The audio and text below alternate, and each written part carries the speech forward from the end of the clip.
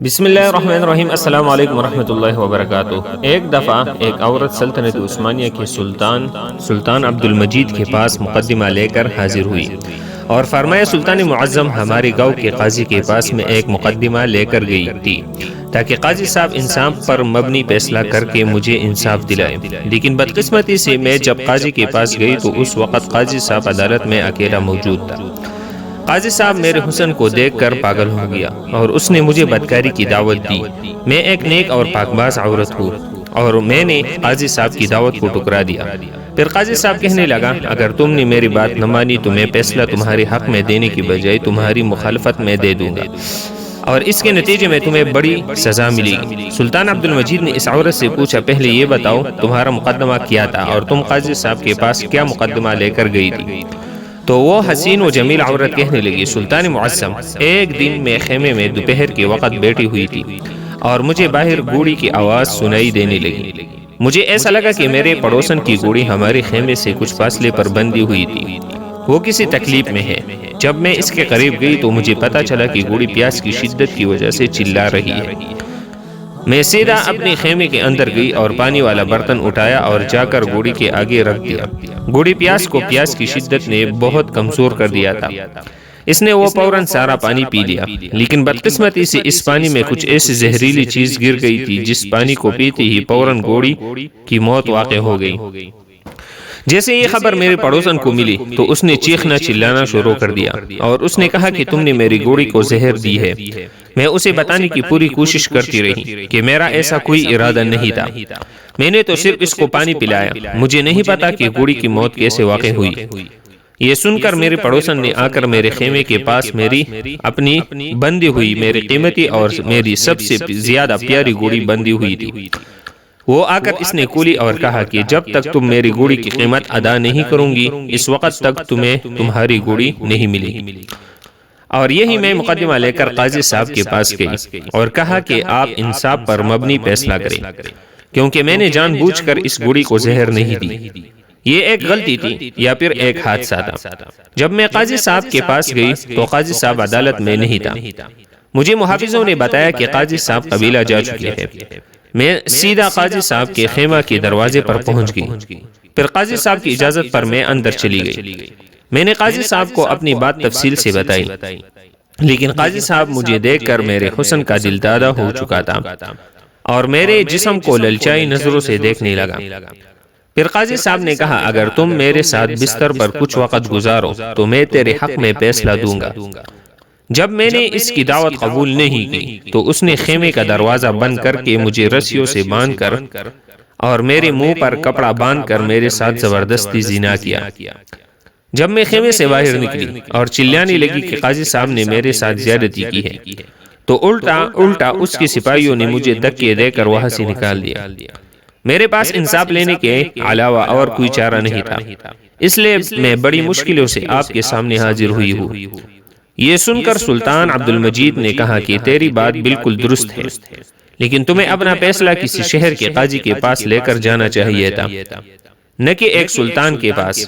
میرے پاس اتنا وقت نہیں کہ میں آپ کے مقدمے کو حل کر سکوں، لہٰذا میں قاضی کو پیغام بھجوا دیتا ہوں کہ وہ انصاف پر مبنی فیصلہ کرے۔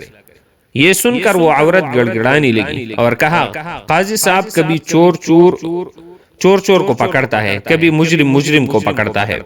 یہ سن کر سلطان نے کہا، نہیں۔ تو پھر وہ عورت کہنے لگی، سلطان معظم، اب آپ ہی بتائیں کہ ایک قاضی دوسرے قاضی کی مخالفت میں کوئی فیصلہ دے گا اور دوسری طرف ایک عام عورت۔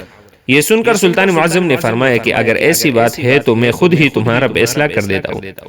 دوستو، یہاں آپ کو سلطنت عثمانیہ کے عظیم سلطان کے بارے میں بتاتے چلوں۔ آپ سلطنت عثمانیہ کی 31ویں سلطان تھے جنہوں نے 2 جولائی 1839 عیسوی کو اپنے والد محمود ثانی کی جگہ تخت سلطانی سنبھالا۔ ان کا دور حکمران قوم پرستوں کی تحریکوں کے آغاز کا زمانہ تھا۔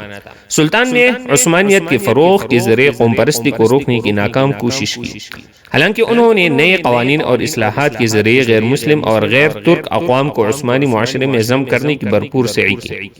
انہوں نے مغربی یورپ کے اہم سیاسی قوتوں برطانیہ اور فرانس کے ساتھ قریبی تعلقات استوار کیے اور انہی اتحادوں کے ذریعے روس کے خلاف جنگ کریمیا لڑی۔ 30 مارچ 1856 عیسوی کو معاہدہ پیرس کے ذریعے سلطنت عثمانیہ کو یورپی اقوام کا باقاعدہ حصہ قرار دیا گیا۔ عبد المجید کی سب سے بڑی کامیابی تنظیمات کا اعلان اور نفاذ تھا، جس کا آغاز ان کے والد محمود ثانی نے کیا تھا۔ اس طرح 1839 عیسوی سے ترکی میں جدیدیت کا آغاز ہو گیا۔ اب اپنے موضوع کی طرف لوٹتے ہیں۔ سلطان عبد المجید کے حکم پر قاضی صاحب کو بلایا گیا اور چند ہی لمحوں کے بعد قاضی صاحب سلطان کے سامنے حاضر ہو گیا۔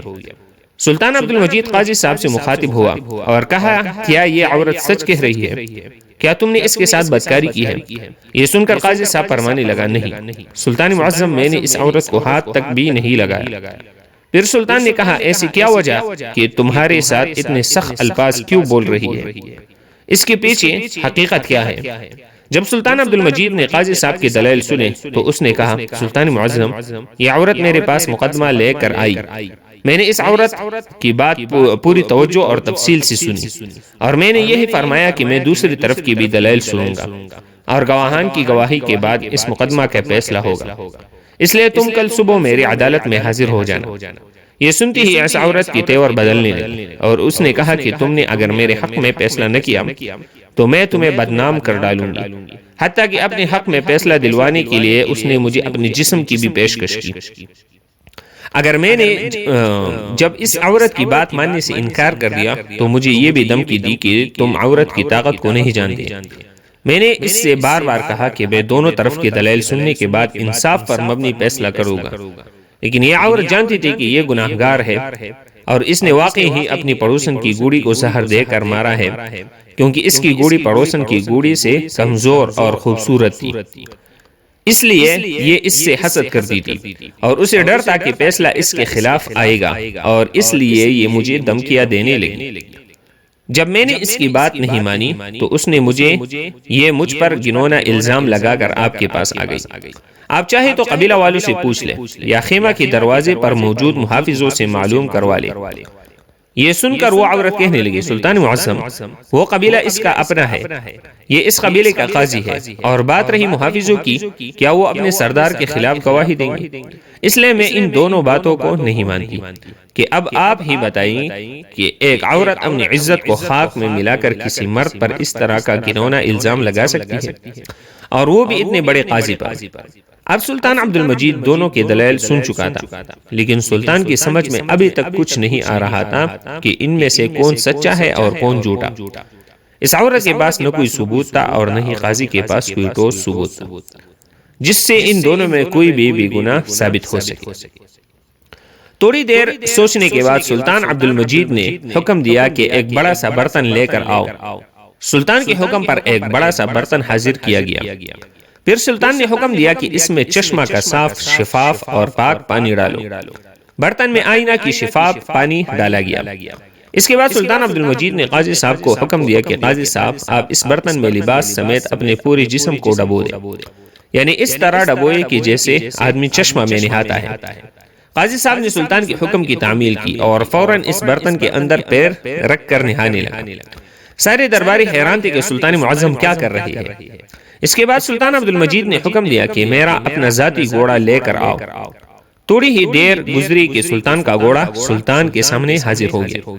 اب سلطان عبد المجید نے کہا کہ وہ پانی والا برتن میرے گھوڑے کے سامنے رکھو۔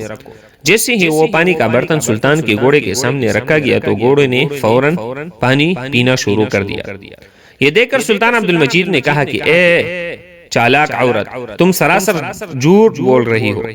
قاضی صاحب بالکل بے گناہ ہے اور اس نے تمہیں ہاتھ تک بھی نہیں لگایا، حتیٰ کہ میں یہ کہہ سکتا ہوں کہ قاضی صاحب کا دامن بالکل پاک ہے، صاف اور شفاف ہے۔ یہ سن کر تمام درباری بڑے حیران ہوئے کہ ایک برتن میں نہانے اور گھوڑے کے پانی پینے سے کیسے پتا چلا کہ قاضی صاحب بے گناہ ہے اور عورت گناہگار ہے۔ تو یہ سن کر ایک وزیر بول پڑا، سلطان معظم، آپ کو کیسے پتا چلا کہ قاضی صاحب بے گناہ ہے اور یہ عورت جھوٹ بول رہی ہے؟ تو سلطان عبد المجید نے کہا کہ میرے گھوڑے کی یہ خاصیت ہے کہ یہ نجس پانی کو منہ نہیں لگاتا، پینا تو دور کی بات ہے، اور اگر قاضی صاحب نے اس کے ساتھ بدکاری کی ہوتی تو یہ پانی نجس ہو جاتا اور گھوڑا اس کو کبھی منہ نہیں لگاتا، اس لیے یہ عورت سراسر جھوٹ بول رہی ہے۔ اس کے بعد سلطان نے اس عورت کو کہا کہ اپنے الفاظ میں تم سچ سچ بتا دو ورنہ تمہیں ایسی سزا ملے گی کہ تم اوروں کے لیے نشان عبرت بن جاؤ گی۔ جب عورت کے پاس اور کوئی چارہ نہ رہا تو اس نے سلطان عبد المجید اور تمام درباریوں کے سامنے اپنے گناہ کا اقرار کر لیا اور بتایا کہ جیسا قاضی صاحب نے کہا تھا ویسے ہی بات ہے، میں نے ہی اپنے پڑوسی کی گھوڑی کو زہر دے کر مارا ہے، اور اس سزا سے بچنے کے لیے میں نے قاضی پر یہ الزام لگایا۔ اس کے بعد سلطان عبد المجید نے فیصلہ سنایا کہ گھوڑی کے قتل کی عوض تمہیں گھوڑی کا جرمانہ ادا کرنا ہوگا، اور ایک معزز اور نیک ایماندار قاضی پر گنونا الزام لگانے کی جرم میں تمہیں 1 سال کے لیے زندان میں ڈال دیا جاتا ہے۔